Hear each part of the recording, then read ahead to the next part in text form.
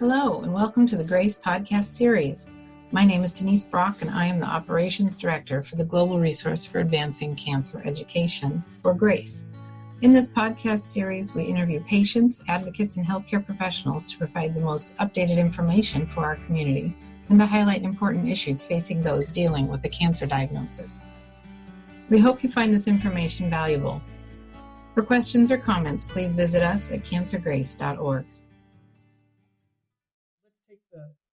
The case of a patient who has been on alectinib, Alecensa, for ALK positive metastatic disease, presented with brain metastases that were without symptoms, and over that course of treatment developed 3 brain metastases that needed to be treated, but then did well.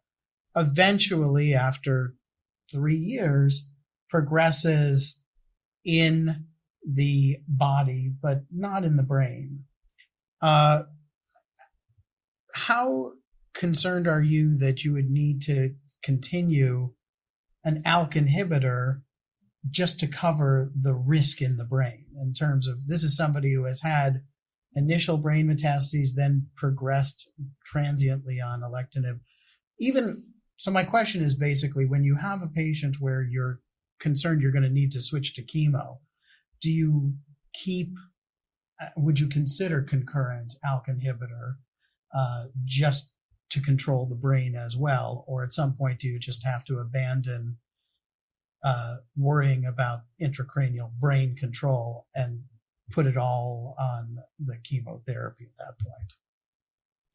So in terms of maintaining CNS control, that's really critical in ALK lung cancer, as we talked about before. CNS being central nervous system or brain. And first line, alectinib really help, the CNS benefit, the central nervous system brain benefit really helps drive that progression-free survival. When they progress on that, I think the short answer is it depends. I think like most things, with patients going to go on chemo with carboplatin, pemetrexed is a very good drug across the blood-brain barrier. Okay. So I think in situations like that, you don't necessarily need to continue the ALK inhibitor. Can I just interject by asking you, when we use pemetrexed, Alimta a lot in lung adenocarcinomas, very good drug, and maybe preferentially favorable in ALK positive.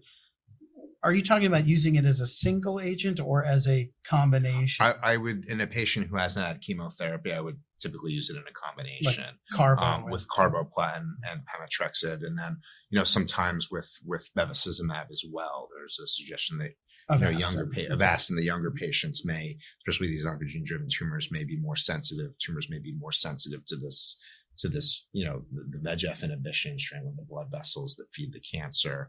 I would just highlight that, the Keynote 189 study that looked at carboplatin, pemetrexed, pembrolizumab, Keytruda, did not look at ALK patients, did not look at EGFR patients. So I generally, if I'm going to do carboplatin, pemetrexed, I generally do not add the immunotherapy. So, Suki, what are your thoughts about how much do you worry about and factor in risk in the brain at the time that you're thinking about transitioning to a chemo-based approach? I factor it in a lot.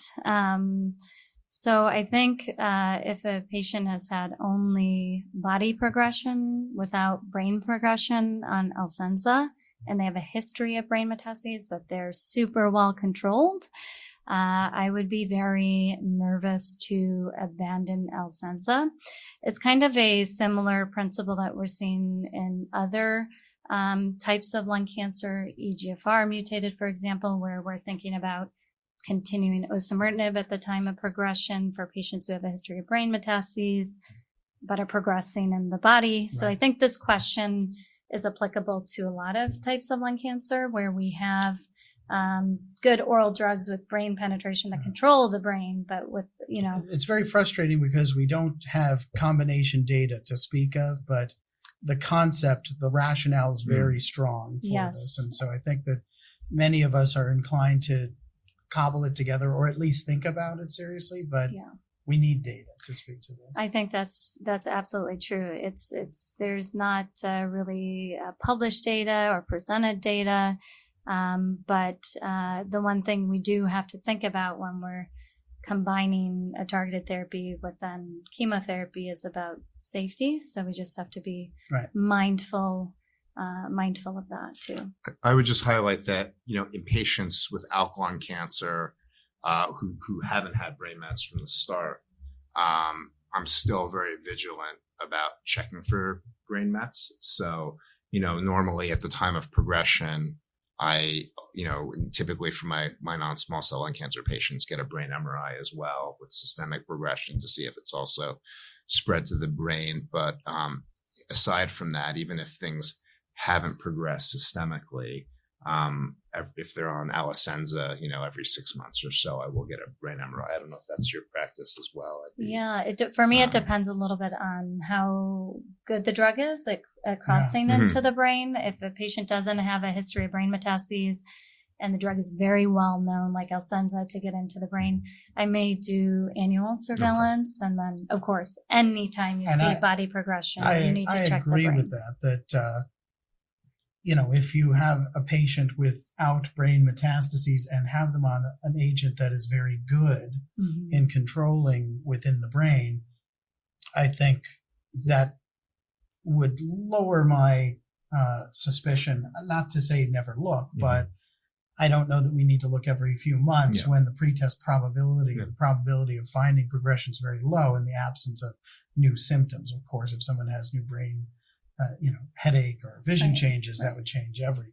But and as would progression in the body, raise the probability of something. So it's always worth looking at that setting. Thank you again for joining us. This podcast was made possible by the generosity of sponsorship from our friends at Lilly, Novartis, Takeda, AstraZeneca, and Exelixis. Please like and follow us on Facebook and Twitter. Send us feedback, share your story, donate and visit us for more information at cancergrace.org. Thank you for listening.